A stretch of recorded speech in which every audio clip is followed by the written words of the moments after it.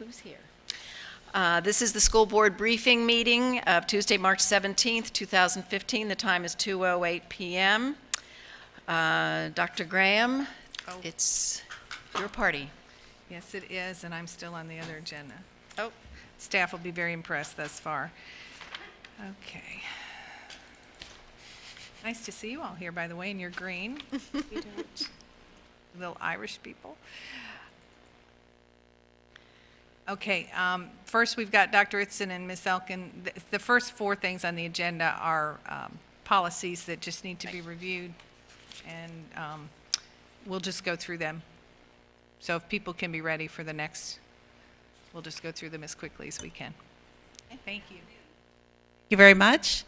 Madam Chair, board members, Dr. Graham, Mr. Martin, we're here with three policies that are going to be presented with some minor changes. The first of them is assessment. This is a pre-briefing for assessment, so it is the first time that you're seeing, and we will be bringing it back for a briefing at a later date. So I'm going to turn it over to Dr. Itzen. Good afternoon. We're going to briefly review. All right, I think we got it. Going to briefly review with you this afternoon the modifications to Assessment Policy 3.06. The motivation for this came, as you might recall, in Senate Bill 1642 that requires districts to adopt policies that focus on the selection, development, administration, and scoring of local assessments and for collection of assessment results. There was already an existing policy, and so most of what you see are additions to that policy which address those 5 areas. So that we went through a process with Ms. Elkin and Mr. Martin, of course, to identify some appropriate revisions that address those key areas. So with that, I'll turn it over to you. Any questions regarding the updates on assessment policy? oh, board members, are there any questions? No, Not at this time. I have one for the superintendent. There's no reference to the Florida standards. We say we believe assessments must be multidimensional, connected to expected learning requirements, and useful in supporting continual improvement. I'm just curious that we don't reference those requirements to the standards. You all have a response? My initial thought was those may change. And Well, so the but policy I'm may be- just I'm just saying the Florida standards. I mean, they can change independent of. Oh, so not the just- official no, title, no. the Florida. Yeah. Okay. Is there a reason we didn't do that? Not particularly, although I think you hit the nail on the head. If we do reference standards in here in multiple places that have to be in place prior to assessments, and the assessments have to align to the standards. So they could be FSA standards, and in some cases may be other standards. And that was why I asked for the clarification, because I read it as just, they could be our own standards. Yes, I believe possibly in some subject areas, in certain cases, that could be the case. Okay. Do you want to see a change? Is that, Well, I was just curious. I think it's important that, well, I don't think it's critical. It was just an observation. well, but if we could put in, you're talking about in the introductory paragraph Mm-hmm. here, okay? We could put a generic standards adopted by whatever, something to the effect that we're only, when we speak of standards, we're speaking of those that are expected by the state for us to have our students meet. We can Just to- certainly draft something and That's bring why that we, back at that's the why briefing. we do this, so you all can give your input. Thank you. Any other comments or questions? No. Wow. Okay. So, thank you. You've given us a lot of time back. Well, we have 2 more, but hopefully they'll go just as quickly. Okay. And this is Dr. Renise Monroe. This is the briefing for the next 2 policies, and if there are no substantial changes, they'll come back for public hearing at the next meeting in 2 weeks. Good afternoon. I'm Renise Monroe. I'm Assistant Director of MTSS Attendance and Social Work. Today with me, I have my supervisor, Dr. Pete Bohatch, who is in the audience joining me. Today, I want to brief you on changes to Board Policies 4.16, which deals with student attendance for grades pre-K through 12, and Board Policy 4.28 that deals with our homeless students. Board Policy 4.16, the staff attorney, Robert Dodick, and I worked on this revision, and the policy was changed to reflect the changes in Florida statutes related to attendance. So this policy aligns with Florida statutes related to attendance, and it just mimics it. And so that's why this policy was changed. You have any questions? Any questions, board members? No, I had none. I have one line, 184, I think, has a grammatical error in it. Just, I should have said something before the meeting, I apologize. I forgot. Any other comments? Tina, excuse I'm just we'll take care curious, of have we heard from DOE, or is there a timeline when they're going to provide, because it references a survey that they're going to develop? Do we know? No, ma'am, but I can find out for you Just and had, get no, I back just to had to you. ask it out loud. I just wondered if we, I can find out. or are they going to just give us a template and then we customize it to? I'll find out for you and Okay. get that information to you. Okay, moving on to Board Policy 4.28, which deals with our homeless student. This policy was revised to align with the superintendent designee title with the organizational chart. It's just my title change. That's why this policy was Members, changed. questions, comments? Any questions? Okay. Thank you so much for your time and your attention. Have a great day. Thank you for a very brief Thank you. presentation. We really appreciate that. Thank you.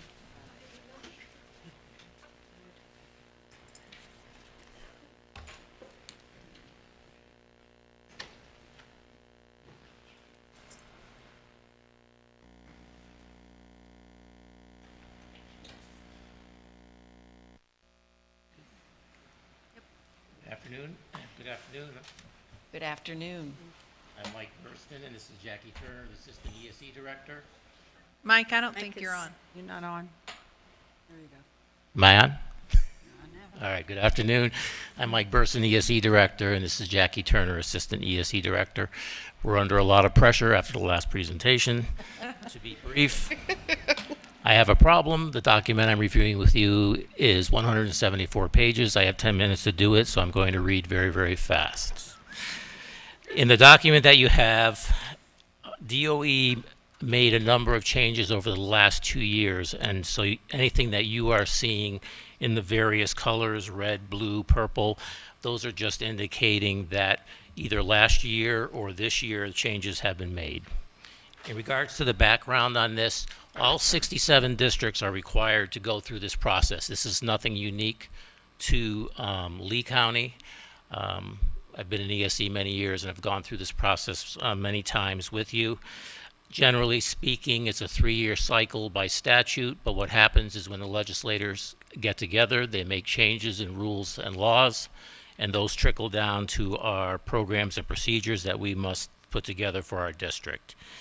It's important to note that this SPNP has already been approved by the Florida Department of Education. So our administrative team and others put this together, updated it, submitted it to DOE. DOE reviewed it and said, this is fine, everything is good, you can bring it to your board, and that's why we're here.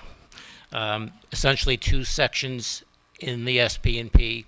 One is created by DOE, and that is essentially the largest piece of this document, meaning that when we receive it, it's locked. DOE has made changes and updates, and all of those are based on rules and regulations and statutes that, of course, we cannot change. Within this document, there are a number of text boxes. When you see a text box in that document, those are based on Lee County procedures, processes, and practices. Most of the changes come out of Statute 1003, and it's driving many of these changes. We've provided page numbers in the presentation here that correspond to pages in the SPNP. One of the biggest issues, of course, biggest changes for ESE was the repeal of the special diploma, and that begins with this year's ninth graders. So we'll begin to see next year we'll have ninth and 10th grade, following year ninth, 10th, and 11th, and so on, being impacted by that. Continuing with transition, essentially the SP&P changes basically said that we're going to make sure that every student, by the time they turn 14, the process for transition begins. By the time they're 16, we have a good plan in place. And by a plan here, we're talking about what's going to happen after they graduate, post-secondary education, and any career opportunities and the plans that go along with that. Continuing, best practices in inclusive education. This is also a mandate. It's required of all districts. We were actually in the DOE first year of the best practices in inclusive education. So Lee County was kind of out there with 20 or so districts that got to do this first. We conducted a needs assessment. We identified indicators to prioritize. We created a services plan, and right now, and for the past many months, we've been looking at collaborative teaching, person-first language, and flexible scheduling. Take a breath. MTSS on the next page. Primarily, the changes here impact what goes on in general education in terms of interventions and supports for students in general education. This would not be necessarily about students with disabilities, but about what students in Gen Ed will receive and hopefully prevent students from being identified as students with disability or in need of any extra instructional supports. A lot of this section deals with relying on data, making sure that your problem-solving process addresses all behavioral and academic concerns, how are we going to document that data, and then a big stress and a big importance here is parental communication, parental involvement.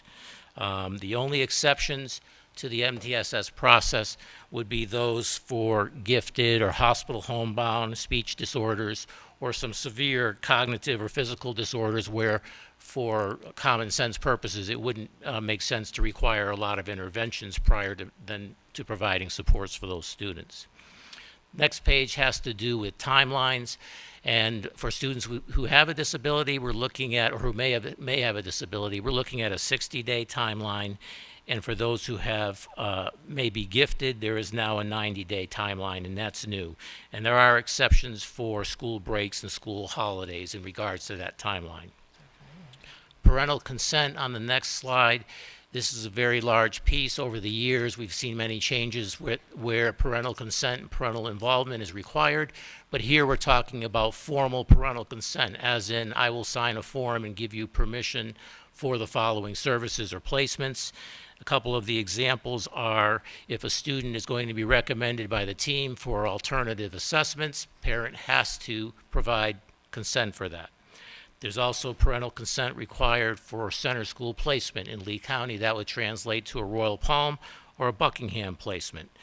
And there's also parental consent required as part of the transition process that I had described a couple of slides ago, where if the IEP team was going to propose some changes to the goals for post-secondary education or careers, that the parent also has to consent to that. Florida Personal Learning Scholarships, that's the not directly related to what we do in our department, but it establishes those accounts for essentially for schools who are not, for students who are not enrolled in public school. They're in religious school, private school, home education, and they're able to use this scholarship to provide services for their child. It is not necessarily the same disabilities that we see in our department. There are some that they actually fall outside of that. Autism, cerebral palsy, Down syndrome, spina bifida are some of those that we're looking at here, and it essentially gives the parent the opportunity to go out and kind of customize services, occupational therapy, physical therapy, speech, private school tuition, those kinds of things for their student. There's a process for exemption from state testing. Naturally, in order to be exempt from state testing, you would have to be very, very involved in terms of medically fragile, needing intensive care, having some severe neurological or cognitive disorder. To the best of my knowledge, I believe our district has one student who has been actually granted this kind of exception, so it's very rare.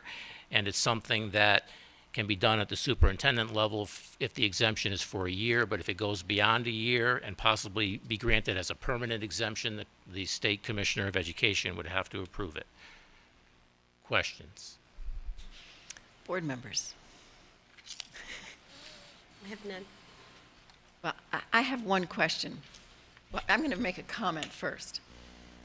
I had no idea how circumscribed your lives are.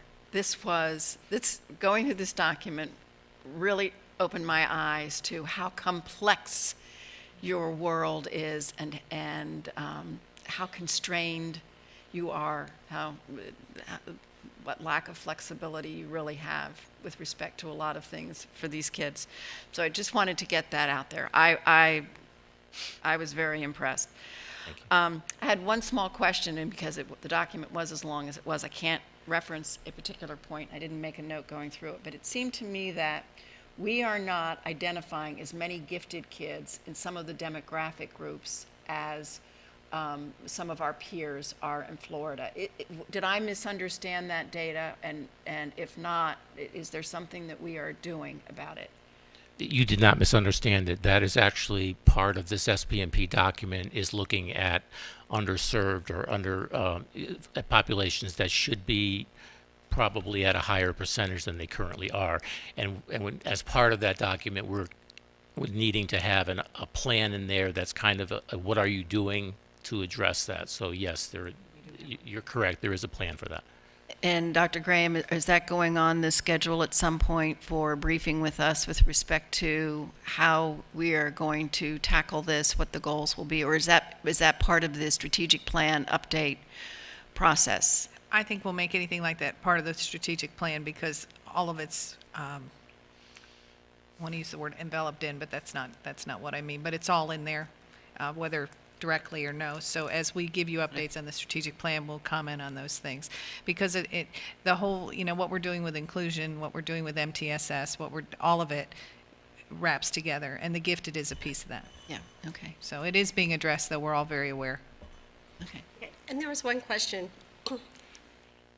Not been in the classroom for a while and definitely not been in elementary where we're targeting and really looking at usually identify those gifted students.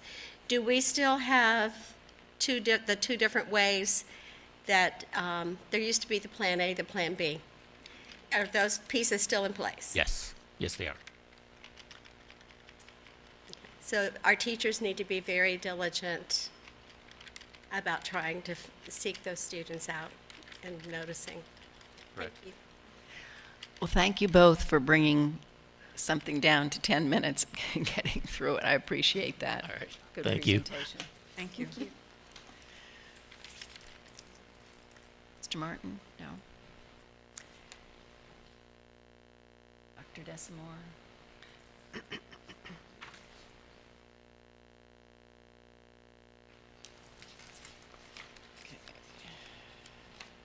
Next on the agenda is the beginning of the ongoing budget conversation that you'll see Dr. Desamore every meeting from this point forward, whether you want to or not. And she's going to start with some basics today, and I think you'll recall this from years past. It's just a process, and we have begun for FY16.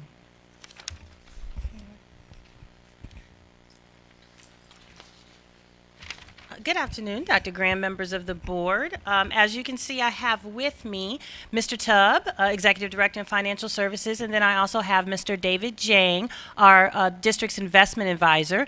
And first, before we got into the budget discussion, we did want to give you all the quarterly update to our investments that we had promised. So without further ado, Mr. Jang and Mr. Tubb. Thank you very much.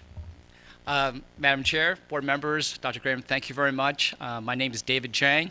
I'm the Senior Vice President of Davidson Fixed Income Management and also a proud graduate of the Florida Public School System. So if I could take your attention to the next slide. Basically, this is your cash portfolio. We've bifurcated your cash investments into two. First one is cash. So from this one here, you can see that we have basically, as of December 31st of 2014, you have roughly $450 million in cash, of which 62% is in the Florida Prime Fund.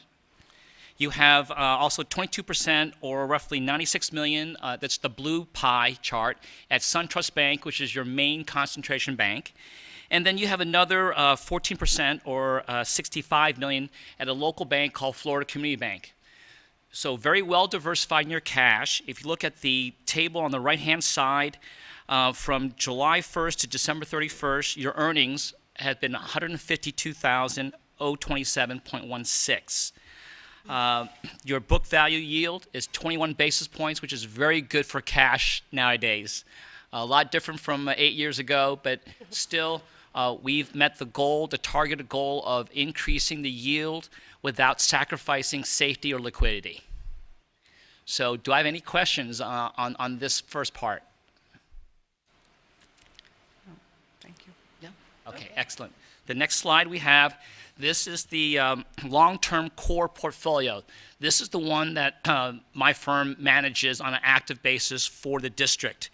If I could take your attention to the left-hand side of the pie chart, 49% of this long-term portfolio of roughly a little over $100 million is in U.S. Treasuries. On the right-hand side, you see the dark blue pie chart. You have 27% in U.S. agencies. These are the Federal Home Loan Bank, Fannie Mae, Freddie Mac. So these are what we call government-sponsored enterprises. Then you have 6% in commercial paper, which is your red pie chart there. Commercial paper is unsecured debt of corporations, of highly rated corporations. And then 18% is the green pie chart in corporate notes. These are all these investments are within your investment policy guidelines and the state investment statute guidelines that you have. If I bring you over to the right-hand side, from July 1st to December 31st of 2014, we've added $401,569.81 in earnings for the district. The book value yield was 90.2 basis points as of December 31st, and you had a total, your total return of the portfolio is 1.19% versus the benchmark of 0.79. So overall, it's very liquid. You can have access to those funds the next day. It is within your investment policy guidelines. And I am very, very happy with the way this portfolio has worked out. The staff here is fabulous to work with, and just nothing but good news. Very good, thank you. Board members, any comments? That's good news, thank you. Then I would just offer that you've earned your pay. Thank you very much. Thank you. I would like to also remind you that under Dr. Dessamore's leadership and Mr. Jang's help, the finance department looks at this not as dollars. This $550,000 for 6 months in earnings is about $1.1 million in annual earnings. So we look at that as 16 to 20 teachers we put in the classroom through our aggressive management of the cash balances that we have. Great. Thank you very much. Good news. Good. All right, thank you, gentlemen. And then the last thing that we wanted to do, we know we've started off the budget conversation. We've talked to you in a previous meeting about the steps that we were going to take and the timeline that we had to do. We're kind of easing into our budget conversation this year because we have several pieces of information that we are still trying to gather. We've got processes that we are now starting to go through in terms of the department process, departments submitting their budget request to us, and that has already been done in terms of trying to piece together the school allocation, and the hope is that we will release that by the end of this month or beginning of next month, so we're starting to put those pieces together. We wanted to share with you today, and it's a piece of material that is in your backup, the governor's budget that we received. Now, we did receive this budget some time ago, but we haven't discussed it at the table yet, so we wanted to kind of put that governor's budget in perspective to what we currently have now. So when you look at the backup that you received, you will see in the first column on the left is the 2014-15 third calculation, or that is the money that we're receiving from the state through the FEFP, or the Florida Education Finance Program, right now. And then laid next to that is the governor's budget proposal for next year, 2015-16. So if we're into bottom lines, if we look at the bottom of that page what it says in total funding, you will see the difference in the total funding is about $31.3 million. So comparing the governor's budget to what we have now, that is what it would appear our district would have as an increase for next year. Now, there's a couple of points of concern and a couple of points of information that we want to point out to you. First of all, you will see the FTE number that's the very first number at the top, unweighted FTE and weighted FTE. Recall that our district has grown anywhere between 1.8 and 2.3% a year, which equates to us somewhere between 1,800 and 2,100 students per year. We grew at just over 2,000 so far this year, and they're continuing to come, so we feel like we're probably going to top 2,100 by the time the year is over. So this governor's budget that you see is based on an FTE increase of less than 1,300, very low. However, when they produce the governor's budget, they don't necessarily use what the actual FTE estimate for the district will be once everything is said and done. They kind of do their own thing with their numbers, and so this is what they're using right now. However, these numbers are going to be very indicative of what we're going to see across the state. The FTE estimates or projections that the state has given us for our district for next year is a little over 1,600. And we've gone back and forth with the state, and we don't believe that we're going to be able to get the state to give us any more than 1,600 FTE on our FEFP projection for next year. So the concern with that is right off the bat, we are underestimated, underprojected, and that really costs our district money because there's certain pieces of income that you do not get back. They base that income on your original estimation for FTE, and no matter how many kids you get after that, there are certain pieces of the FEFP calculation that we're just never going to get back. So we do believe that 1,600 is low. But unfortunately, that the state has to approve a statewide projection. That is what they have approved for us, so that is what we're going to be rolling with next year, a little over 1,600 student growth, which we do believe is going to be lowballing us by close to 400 students, but it's what we've got. So that is one point of concern or information for next year's allocation that we're going to have to work with as we move forward. You'll see the base student allocation. Right now, the base student allocation, or is just that flat money that we receive for every FTE that we have in the district, is at a little over $4,031 right now. The governor was projecting it to go to $4,177 for next year. So little less than $4,200, $4,178. That's an increase of about $146 per FTE from what we have right now. Now, that was a piece of information that they had, very much put a lot of media publicity around, saying that base student allocation was going to get us to greater than what we had in 2008, which was the high mark of any funding that we had received from the state in history. So whether that will happen or not is suspect, and in fact, we did get a House run of the budget yesterday. They did not give us a district-by-district breakdown yet. We are trying to pull some information out of there to glean how much, estimating our county would receive from that run, but the total amount that the House put into their first run was about $100 million less than what the governor put in.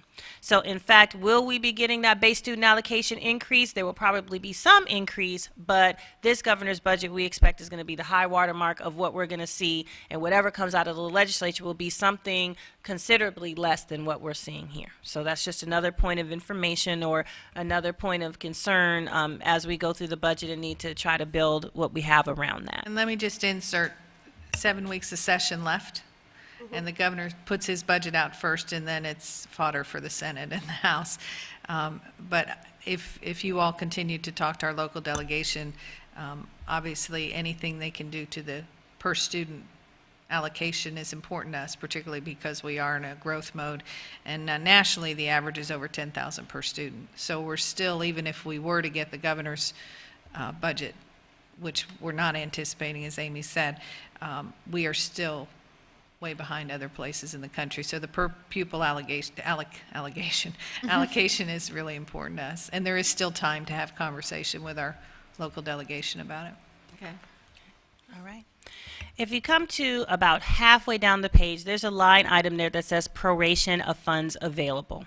And that line item has a negative around it, $2,052 and not $2,052,916.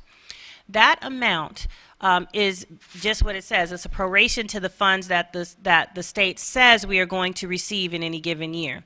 So in this current year, even though based on the FEFP allocation that the state sets up and the formula that they drive, we were expecting to receive a little over $630 million through that. When the state doesn't have enough money to fund what that is, they will come back during the year and cut us on our pro rata share based on all the other kids that are in the district because they don't have the money to fund it.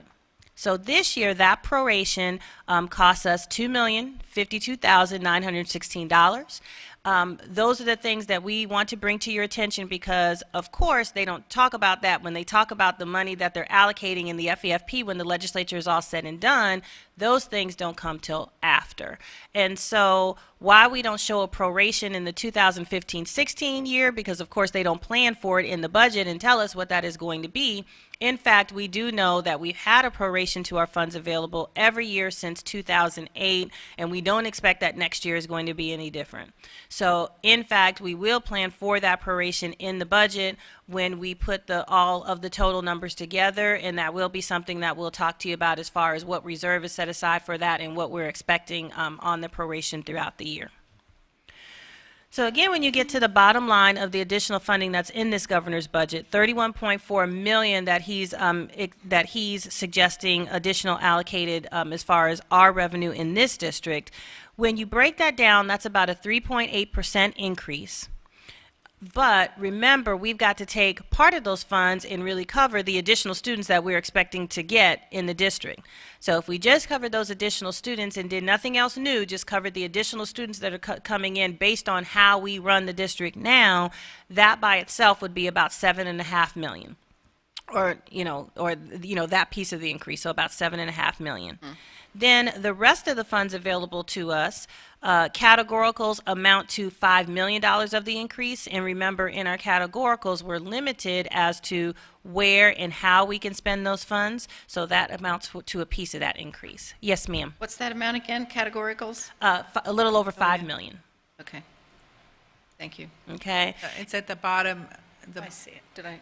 There's a category, it says category at the very bottom. Okay. Okay.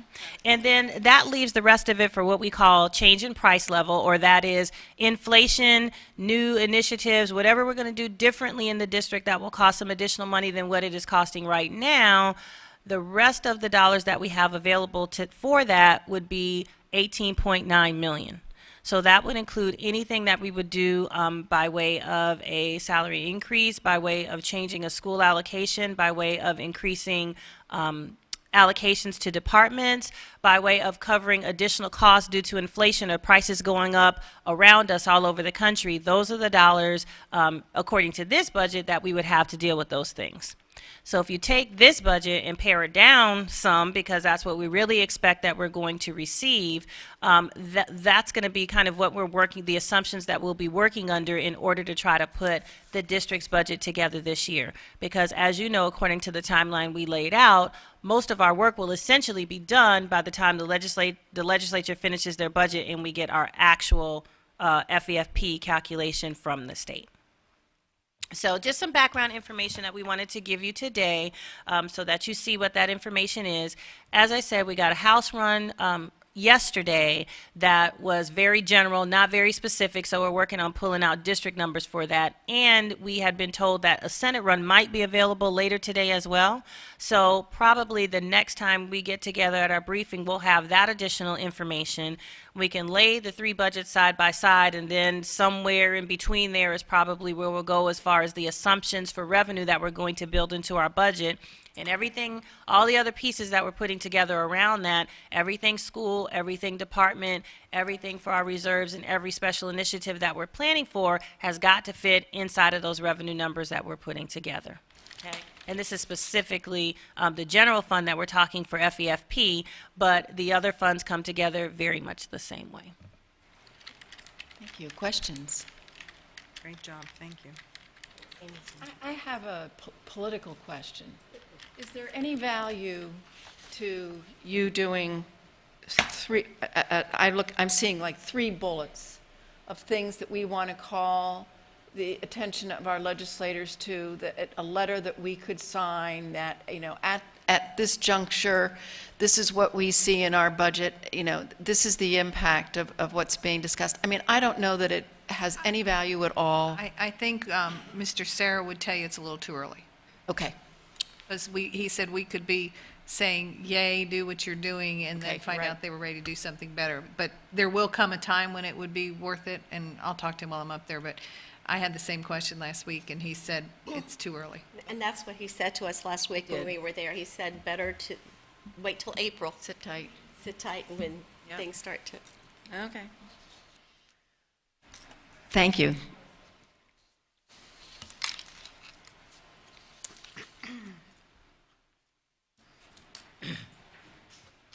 She did that in 15 minutes. We may have time for dinner. Thank you, Dr. Desamore. I'm thinking and maybe I shouldn't say this out loud with an attorney sitting next to me, I think we're experiencing serious girl power today. That's all I'm going to say.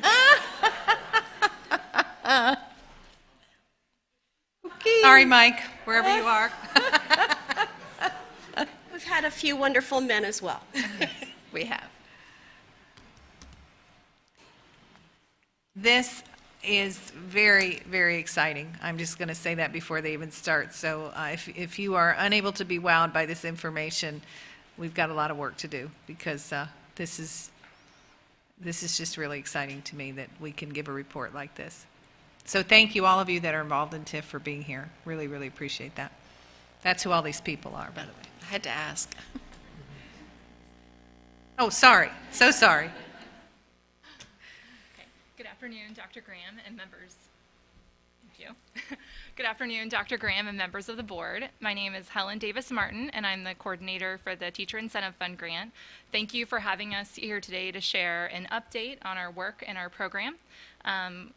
We ask that you please hold your questions at the end of our presentation so we can give you a full picture of our work and its impact on the schools. I thought she was going to ask you to hold your applause. They can hold that too. Yeah. So before we begin, we'd like to just share a quick video with you so you can get an idea of where we started.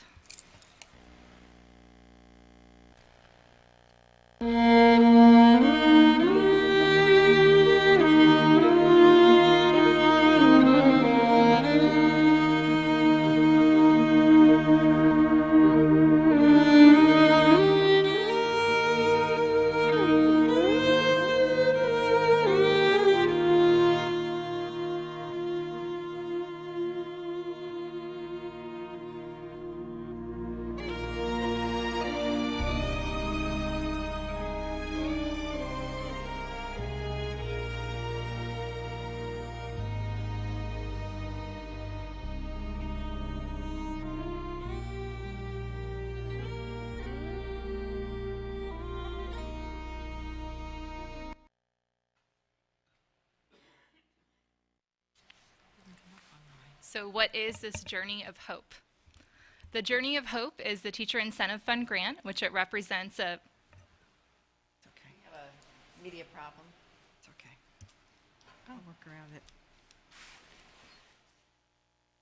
Do we need to get a tech person? No, go ahead. Go ahead. I'll just, Oh, that's right, you can watch down here. Okay, I'm sorry. We're just not all on the same page. Literally. Sorry. The TIF grant is a 5-year grant from the federal government, and it is one of the largest grants that the School District of Lee County has ever received, and we are one of 29 grantees across the United States. So as being one of the largest grants in the history of Lee County, as one of 29 in the United States, we take special care to ensure high-quality implementation of our grant. Okay. So the goals of the TIF grant are to increase the number and retention of highly effective teachers and administrators in high-needs schools.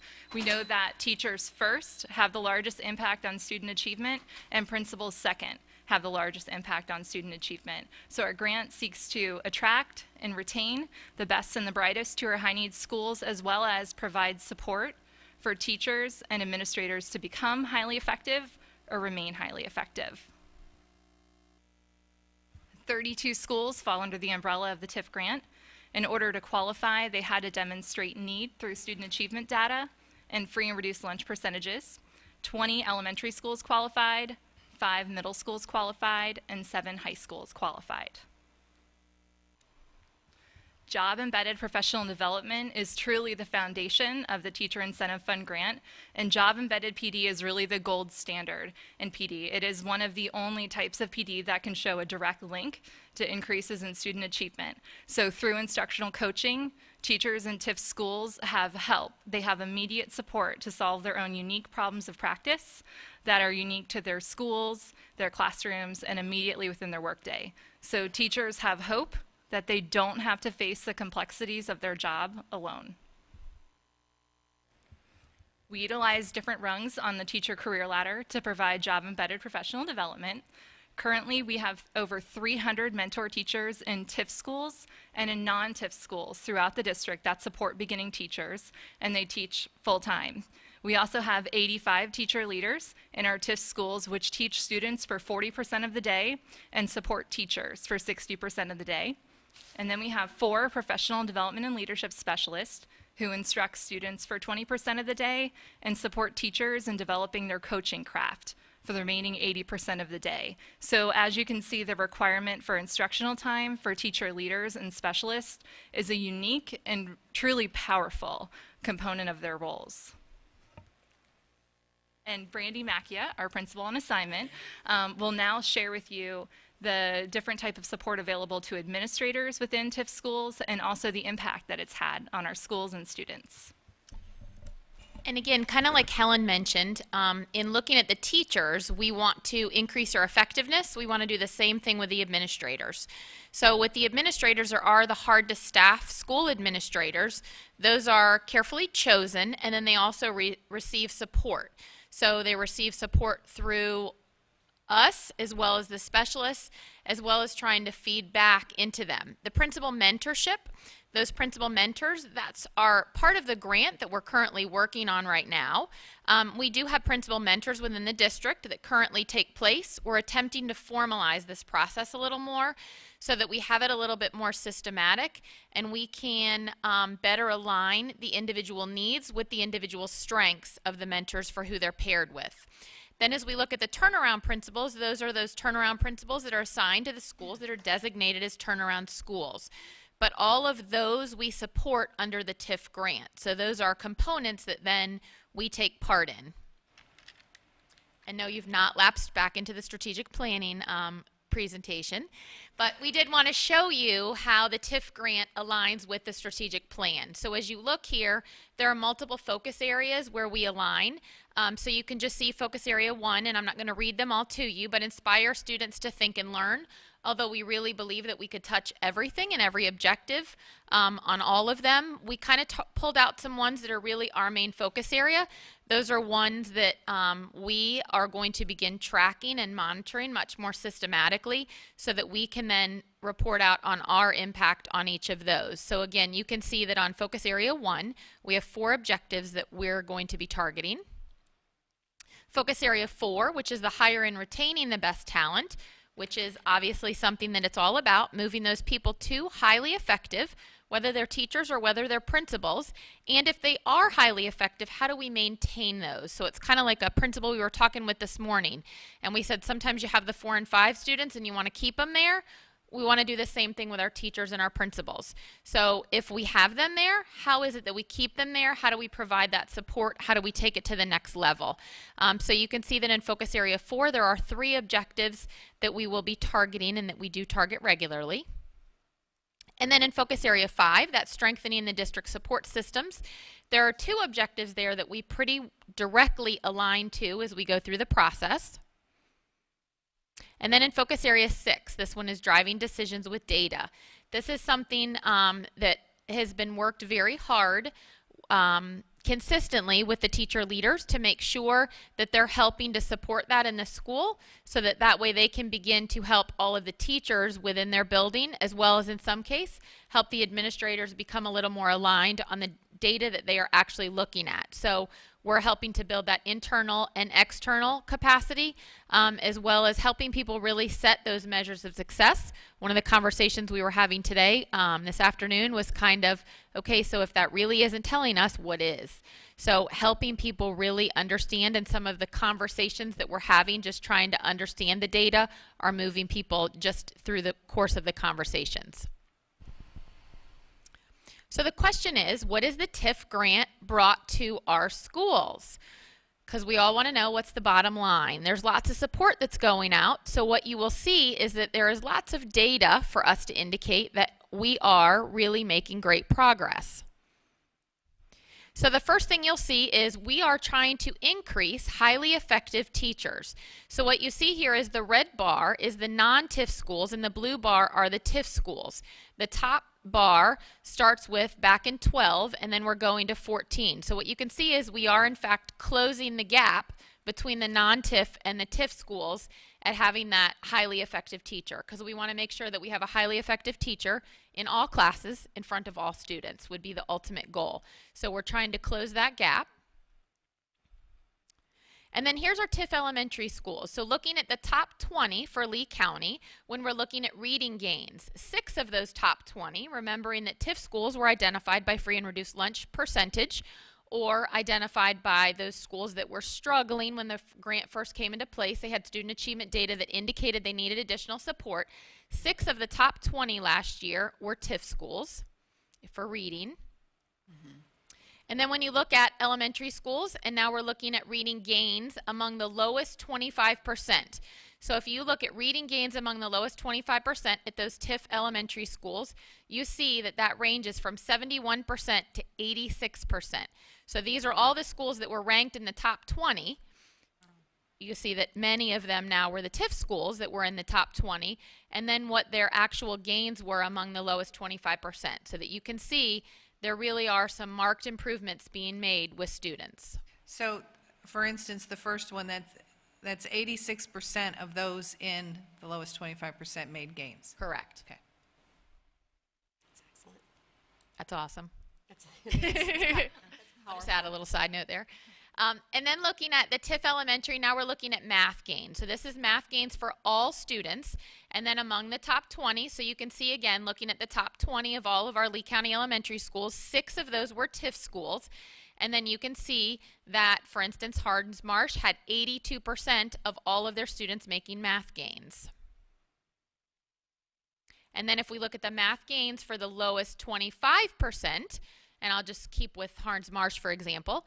So we had their overall, and then we can look at Hardins Marsh, and we can see among their lowest 25% in math, 72% of those students made gains. So it's not just the middle or the top moving, it's moving the needle on all of the students. And then here's when we're looking at the middle school reading gains. So this is looking at the comparison between all students and the lowest 25%. There are 5 middle schools. So these are the ones who were ranked as far as reading gains. What you see, the first number would be their 12-13 data, and the second number would be their 13-14. So for instance, Fort Myers, you see that they were 54% and their gains increased to 62%. And then among their lowest 25%, they went from 61 to 62. So you can see that there were, ranging gains, but some great progress made among the middle schools. And then here's the middle school math gains. So it's looking at, again, if we stick with Fort Myers, they had in 12-13 62% of all students, and they moved that to 65%. And then among their lowest 25% of math students, they went from 50% to 72%. So that was a 22% increase over the previous year. And then when we're looking at the high school reading gains, so looking at our high schools, and these are the ones who made improvements. And so when we're looking at all students, you can see there are some pretty significant jumps there that go from one to the other. And then you see the lowest 25%. So for instance, you see Estero went from 59 to 72% among their lowest 25%. And then here's looking at high school math gains, again set up the same way, so that the first number is your 12-13 data and your second number is the 13-14. And you can see the variance in gain. So for instance, I'm looking lowest 25% at Riverdale, went from 49 to 68. And this is the power of some of the teacher leaders. They are able to deliver instruction. They also provide PD, but then each school has its own opportunity to customize and figure out where is their need. So is it that the very first year they may be targeted at the lowest 25%, and maybe the second year they're targeted at middle.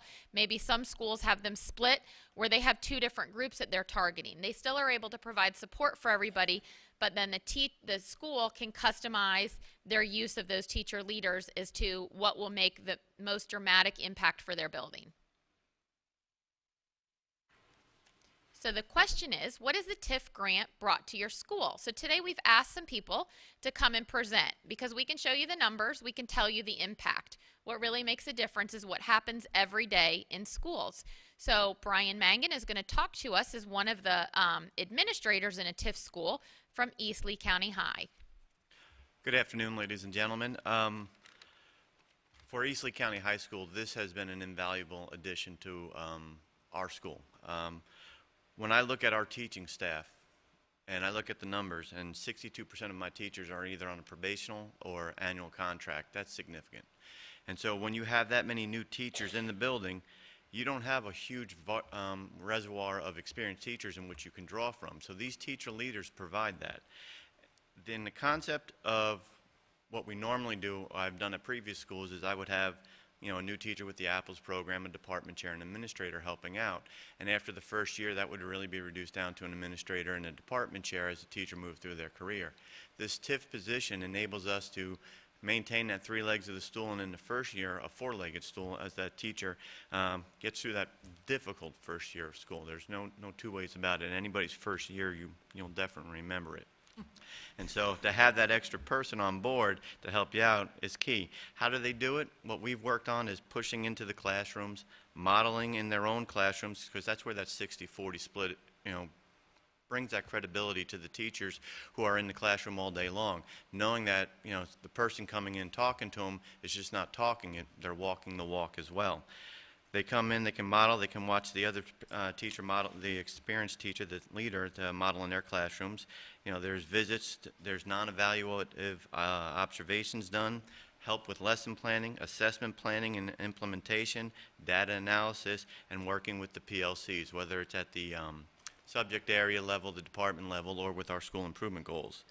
And as an administrator, if I walked in for a classroom walkthrough or an observation or a targeted observation, and I saw something that made me concerned, instead of having to go in a real formal process, which sets you as an administrator with the teacher in almost an adversarial position, especially with somebody who's concerned about moving forward with their career, I now can turn to these teacher leaders and say, hey, did I just catch them on the bad day? Did that student manage to get the teacher's, last good nerve on that afternoon?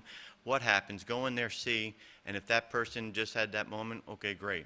I'll go back in there and see them later. But if they really need some assistance, that's where they step in and become the professional collaboration.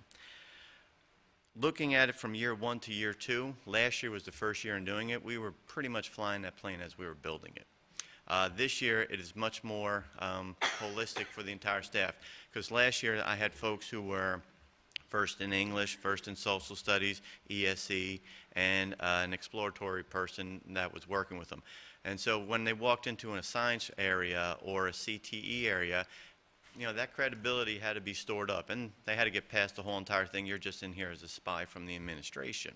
But as these folks have worked through the whole entire first year, and they have, you know, really grasped onto it's teaching. It's not about the content, it's about teaching and learning. And so these folks have now spread themselves across all areas of our curriculum, and they can talk to any one of our teachers, whether they are an experienced individual, an annual contract, or a probationary person, with that authority of experience and collegiality, which helps them function better. When they're not in the classroom, these teacher leaders are working with the PLCs. The way we happen to have it set up at our school is our subject areas like Algebra 1 or World History, they share the same common planning time.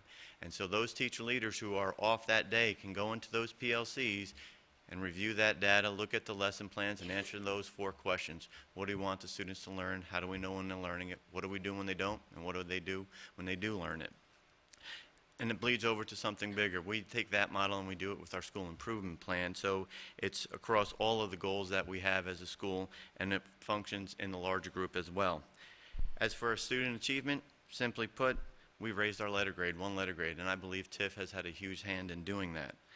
We've raised our performance in the old school grading system in 16 areas, at least 11 areas we raised ourselves up. And more importantly, we had the Gallup survey of our students from last year to this most recent year, where they asked the students about engagement. We had a 10% increase. And to me, that speaks volumes. Yeah. Thank you. Thank you. Hi, I'm Claire Cutting, and I'm a professional development and leadership specialist. And I'd like to introduce Tony Alivedo, who is the teacher leader, one of the teacher leaders at Harns Marsh Elementary. Tony and his cohort, Abby Lewis, have helped to move Harns Marsh Elementary from a letter grade of C last year, the previous year, to a letter grade of A, with, as you heard before, the reading and math gains. So it is really a pleasure to introduce Mr. Tony Alivedo. Thank you. Members of the board and Dr. Graham, I'm honored to be here today representing the TIF model and all of the hard work and dedication the TIF leaders have put in over the past couple of years. This position has afforded me some of the most challenging yet rewarding opportunities of my professional career, and I appreciate the opportunity to briefly speak about a few of them. The rapports I've established with my fellow teachers are very dear to me. I understand that as an educator, it's not always easy having a data chat with a peer or to reach out for support when attempting to meet the needs of students. However, the unique role of teacher leader has given me the opportunity to coach and mentor in a non-threatening, non-evaluative manner that may not be possible under another title. I feel as though educators in our building see Miss Abby Lewis and myself as individuals they can trust and be transparent with when discussing the critical questions of the PLC.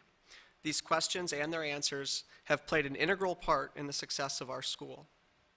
One of my favorite things about this position is that I get to continue doing what I love the most, and that's teaching.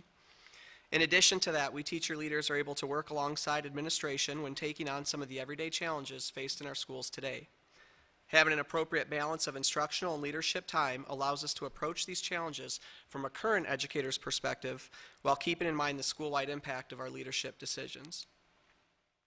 As our PLC teams continue to meet week in and week out, it's quite evident the future leadership capacity is being sufficiently built within other educators in our building.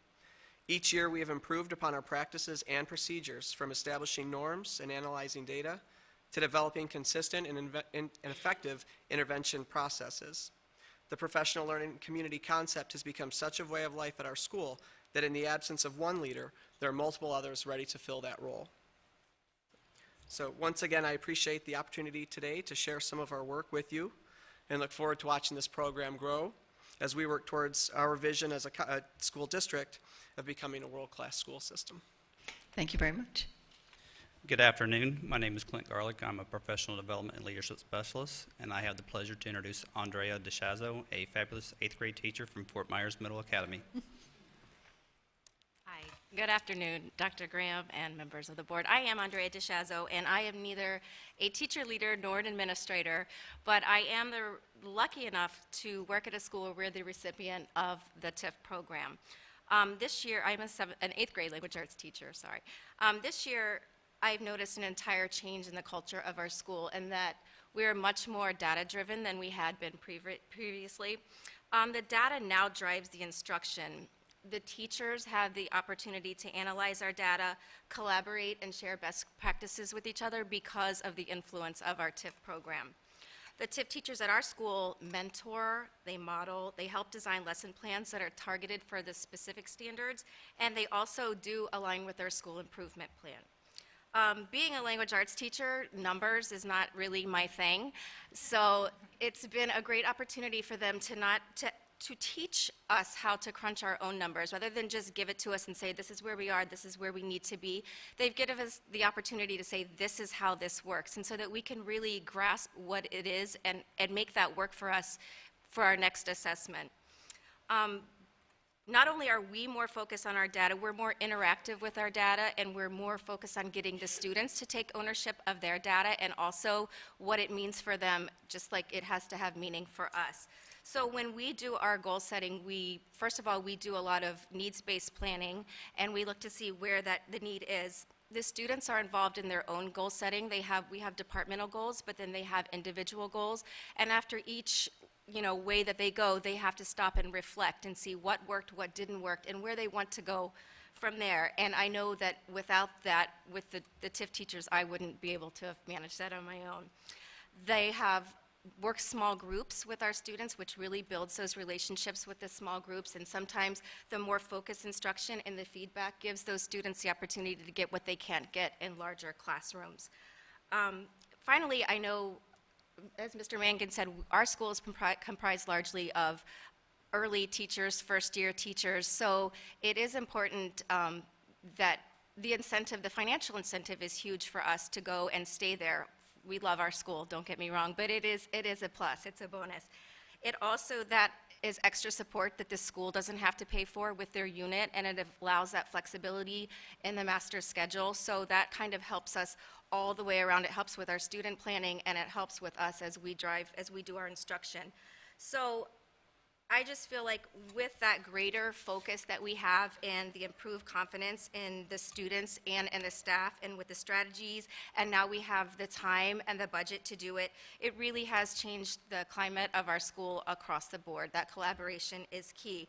And as Tony said, it has created leaders and people who previously didn't see themselves as leaders, and that goes for students and staff alike. So I am so fortunate, and we all are so fortunate that we have been a benefit of this program, and we hope to continue to reap the benefits for the push that we're making at Fort Myers Middle.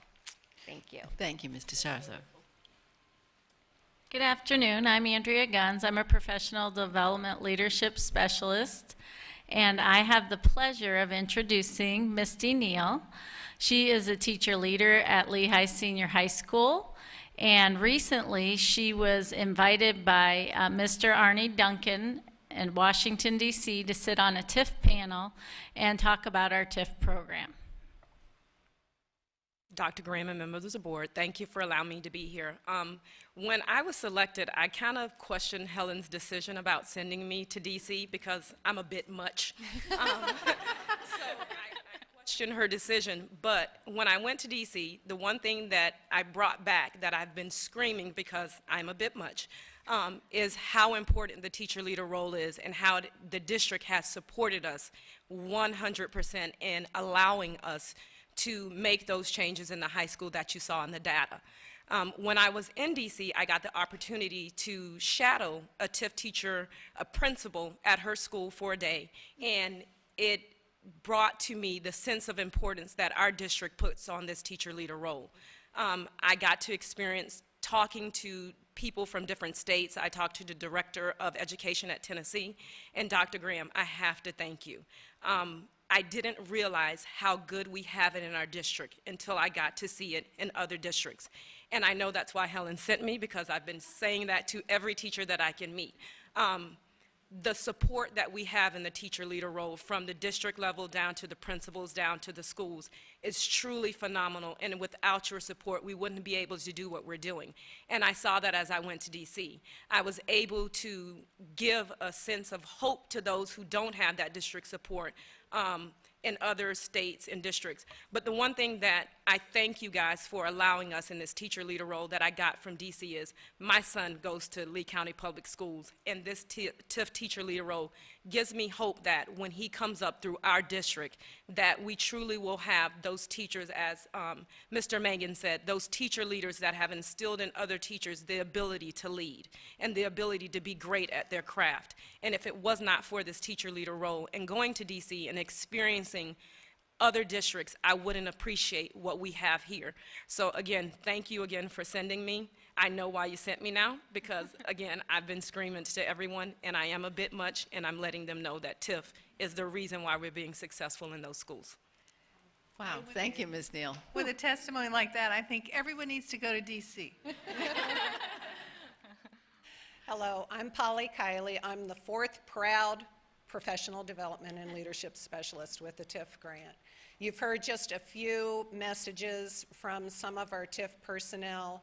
There are 85 TIF teacher leaders and numerous administrators in our 32 TIF schools. And many of them are sitting in the audience today, and they are equally impressive, and we'd like to acknowledge them right now.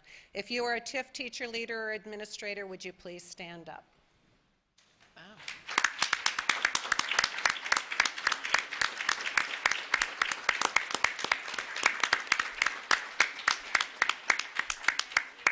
Thank you for making hope happen. It is happening. We'd like to end the presentation with just a glimpse of some of our teacher leaders in action. Thank you very much.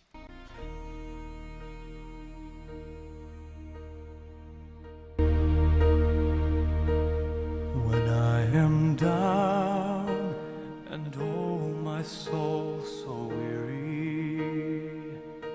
when troubles come and my heart burdened be, then I am still and wait here in the silence until you come and sit a while with me.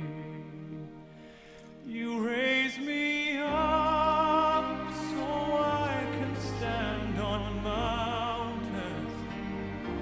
You raise me up to walk on stormy seas. I am strong when I am on your shoulders. You raise me up to more than I can be.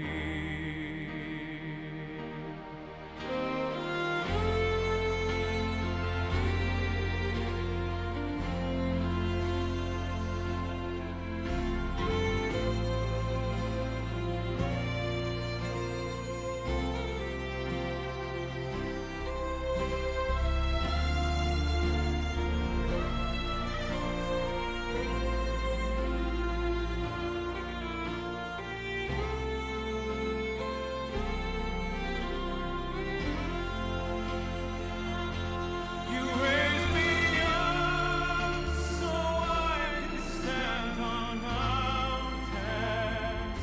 You raise me up to walk on stormy seas. I am strong when I am on your shoulders. You raise me up to more than I can be.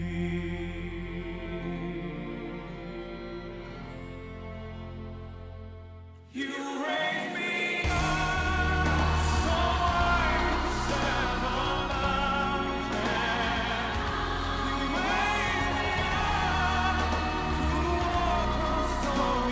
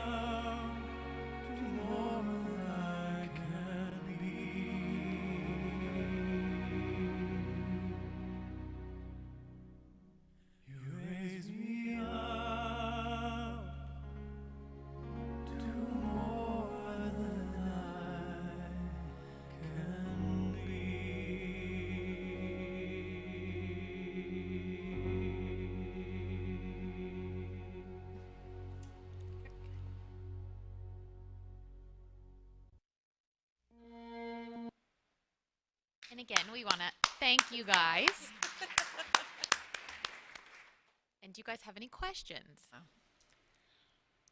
No, that was awesome. And really what you heard today was just a representation of all the wonderful things that are happening. Now, obviously I've only been on this job for a short time, but I've had the opportunity to go out and see so many wonderful things happening in all the different buildings. So it's amazing the impact they're having. So thank you.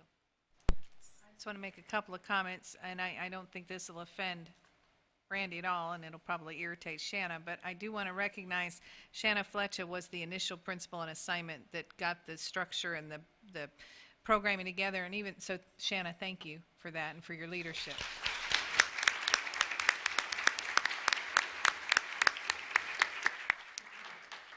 I also want to say we're accused sometimes of coming to briefings and just sharing stuff and trying to look like we're good, and sometimes maybe the meaning isn't clear, but we're very clear, and this grant this is year 3. We're going to start year 4, and it's a 5-year grant, correct? So we're already looking at ways to continue to get the funding, because there's an opportunity to reapply in some way. Because I know the question comes up when something is grant-driven, what happens when the grant is finished? One of the reasons we are spending so much time on really drilling down the data is because this is working, and so we're going to need to sustain it. Should the grant not be renewed, we've got to sustain it. So we are going to continue to drill down to be sure that those things that we can definitely attribute to the TIF model, that we will continue those even if the grant doesn't continue, and we're just praying that it does, of course. But if it doesn't, we've got to keep this going. The other thing that I don't remember if you said it or not is that our model. Did you say that? Is being looked at. Did you all say that? Okay. And because she is a bit much, I think, a lot of questions were asked in D.C. about how we are implementing the way we're implementing and why it's working. Because I'm going to say it, the data is impressive.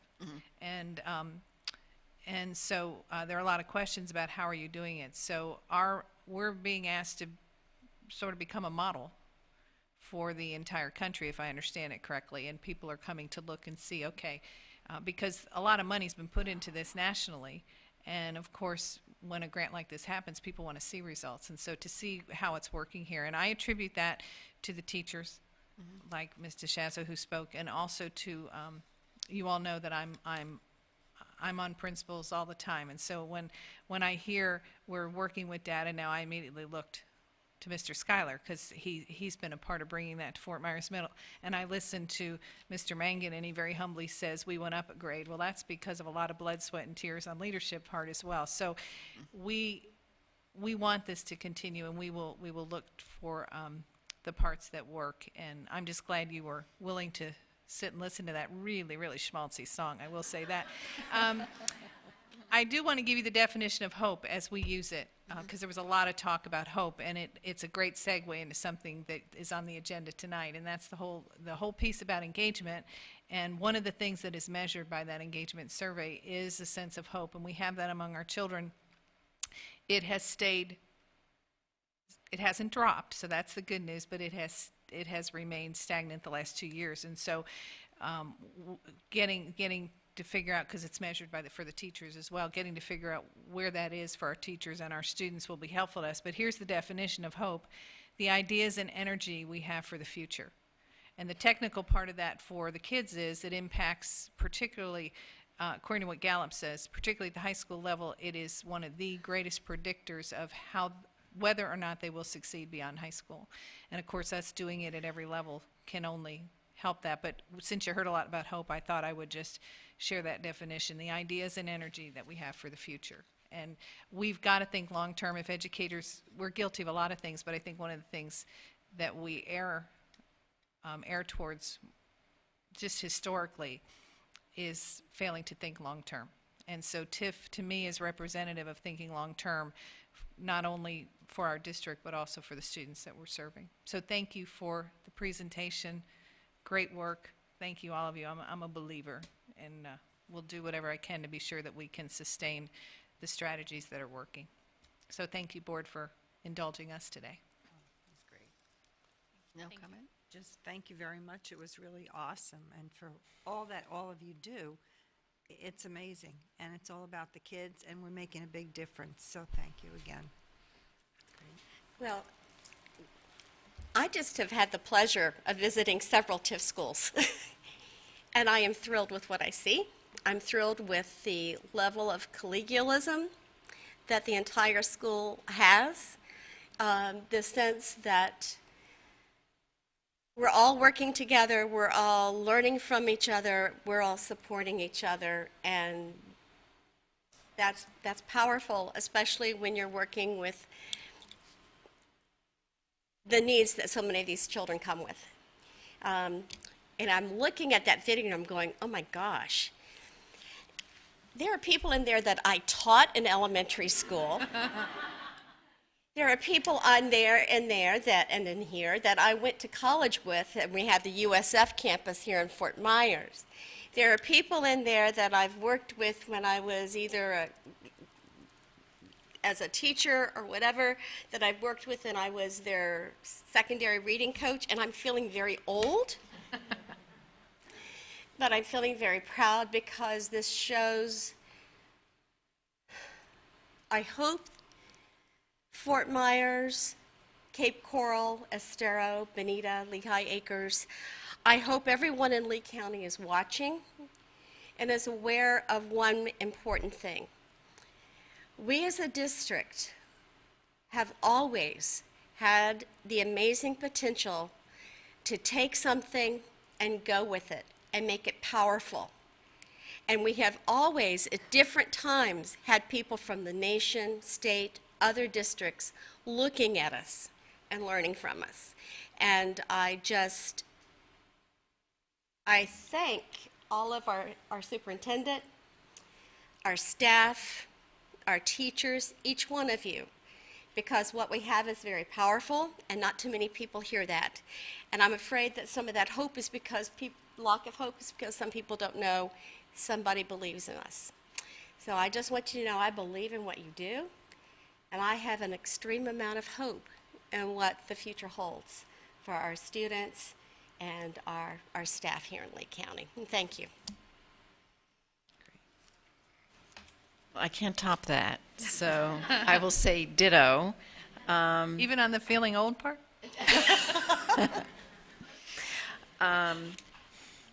I will say from my point of view as a board member, this is the kind of briefing I like to see. I like to know, we're spending money. It's somebody else's money in this case, but we know what we're looking for. We have a plan.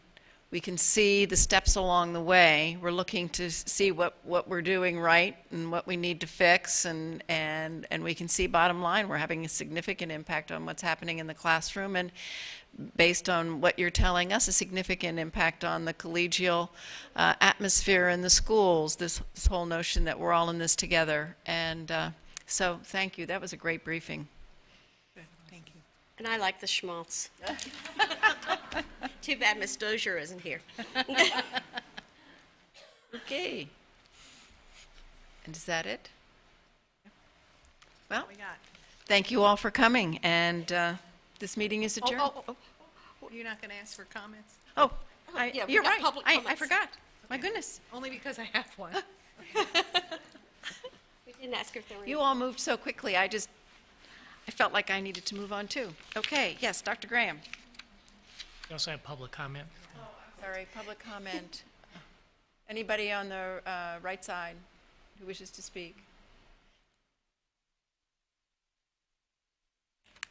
Oh, I should have asked on the left, whatever. Well, we We'll can do ask this while one at she's a coming time. up. Is there anybody on the left who wishes to address the board? Okay, Ms. Mutzenard. Good afternoon, Donna Mutzenard, Executive Director of Island Coast FEA Service Unit, and I just have to comment on the TIF grant and what it's done. I remember sitting around the superintendent's conference table, hashing out what percentage should teacher leaders be in the classroom, what percentage should they be helping other teachers, how should we structure the whole thing from the very beginning with Dr. Kinsey, and to see this, and I'm still involved on committees with it, so I've seen the data, But to see this whole thing come together, what Dr. Graham said, we need to sustain. Whether we get more money or we don't, we need to find a way to sustain it and maybe expand it so that we have teacher leaders in every school and not just our TIF schools, because they're doing a fantastic job. And it's our teachers and teacher leaders and administrators working very hard to do the best thing for our students. So I just had to say it. Thanks. Thank you. Board comments. Okay, and this is our time, not That's later, right, this is our time. Okay. It's good to be back, and I want to Yes, thank it all is. my colleagues for their support. I have had an opportunity to do a few school visits. Are you on? Not on. Are you? I'm not, am I not on? There you go. Yes, I am. Okay. There you go. Anyway, thank you for your support, your calls, and all of that. STEMtastic was fantastic, and that was another example of the work that you all are doing with our kids. I mean, they showed up beautifully. I did not get to the fair, but I had several calls from people talking about the exhibits and the displays and the participation. And again, we're all in this together, and I think that was another vehicle for telling our story just a little bit better. I did have an opportunity to read at Gulf Elementary for Read Across America, and I read a story about the exclamation mark, and I had the best time. The kids were phenomenal. I also was able to attend the Dunbar High School ribbon cutting ceremony. What a state-of-the-art facility. What an engaged staff and students, and what hope we have for them, as well as our other schools, continuing to shine nationally. With the TIF, I mean, we have to find a way to make it sustainable. It's got to be a part of what we do every day. So if we have to change some of what we're doing elsewhere and try not to spend more money, I think we can make that happen. And again, the impact of educators is long-term. We never know. But I've been in education a long time, and not a week goes by when I don't run into somebody. And I was telling Dr. Graham that when I was at an event, I used to know, I was at Cape Coral High School, and I was serving breakfast to the AB Honor Roll kids with Principal Cook. And some of the kids that I met told me that I used to have their grandparents as students. So if you think you feel old, Pam, and thank you all every day for what you do, and keep on doing it. Thank you. Ms. LaRiviere. I did have a bit of reflection as we were discussing the gifted piece and why some of our so many and some of our other different demographics are not in the program. And I want to give kudos back to years ago when Debbie Tien did significant research work, and they showed the gains in IQ for students who had the opportunity to develop more vocabulary and more oral language development. So all that being said, it's really important to let your students talk in class. And that importance, if they are not able to speak it, they will not be able to read it or write it. And so I thank you for those of you who have active learning classes, and I hope we'll see some things happening so that we are able to catch those students that just haven't had the experiences to show that quote-unquote IQ, that they can shine. And I want to thank Ms. Morgan and Mr. Teuber for a good week last week in Tallahassee as we sat in on some education committees, and we met with our legislators. Right now, I believe 2 of us are planning another trip back in April. And Ms. Fisher was under doctor's orders not to go, and Ms. Dozier couldn't attend because she's still waiting for some procedures to be done so she could. So trucking those miles, we did 5 miles one day. But it was very powerful time. They listened with us. They listened to us. They were gracious. But we need to continually let our voices be heard, and not just to our own legislators. We need to be very much out there and communicating and letting them know our need, and especially for what we in Lee County are doing. Okay. That it? That's it. That's Okay. it for me. Well, and I have nothing because you covered what I was going to talk about, so we're all good. No, that's good. So, Mr. Martin. I do have a school law minute. Okay. You're still smiling, or maybe an hour. You should since take we're several playing today time. if you want. You recall that we were discussing the Florida government and the Sunshine Law, and today I wanted to talk to you about conversations with the superintendent and application of the Sunshine Law in that respect. Of course, the superintendent is not a voting member of the school board, so the Sunshine Law does not prohibit individual board members from meeting with the superintendent to discuss a matter which may come before you for action. Yet the superintendent must avoid acting as an intermediary between board members, meaning she should not facilitate a conversation between board members about a matter that you'll be voting on by sharing comments. Additionally, the superintendent shouldn't poll members concerning a matter they will be voting on. The intention of the Sunshine Law is that conversations between school board members about matters that you're voting on occur at a public meeting so the public can hear that conversation. So those the superintendent can inform, answer questions, and address concerns concerning matters that you will be voting on. She should not directly ask board members how they intend to vote. That's all I have today. Thank you. Thank you very much. Dr. Graham. I just wanted to raise one issue. We talked at the last board meeting about the job descriptions for the career and tech ed. And we talked about separating them, senior director for at one of the tech centers that would oversee the Public Service Academy, the 2 tech centers, and then another director that would not simply, but be the K-12 career and adult ed person. And we modeled those job descriptions after what was happening across the state. We also looked at the separation based on what's happening across the state. And there was some discussion about vetting that through the community, through business people. So I know that Mr. Marshall Bauer from the foundation talked to some business people who are very involved in our STEM activities with the K-12 group and got positive feedback. And I vetted it through our superintendent workforce advisory last week, and there is unanimous consensus, at least the workforce advisory, and I believe I'm looking at Dr. Pruitt because she's got information from Mr. Bauer. There's been consensus from those people that they agree with the separation. They also think the job descriptions are fine. We did insert the option for, at Mr. Toiver's request, the option for experience in business as part of a qualifier or a consideration. And we removed, it said that the director of FMIT would be the senior director. And we've changed that so that it says one of the career and tech ed schools would be the senior director, and it wouldn't necessarily be FMIT. So each time we'll advertise it, and those people will have to apply, and then we'll make a decision.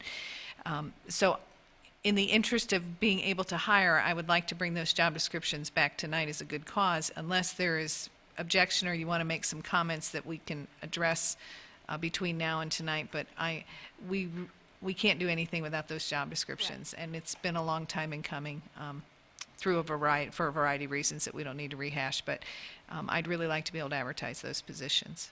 Okay. So just thought we might. I think that sounds So, great. okay.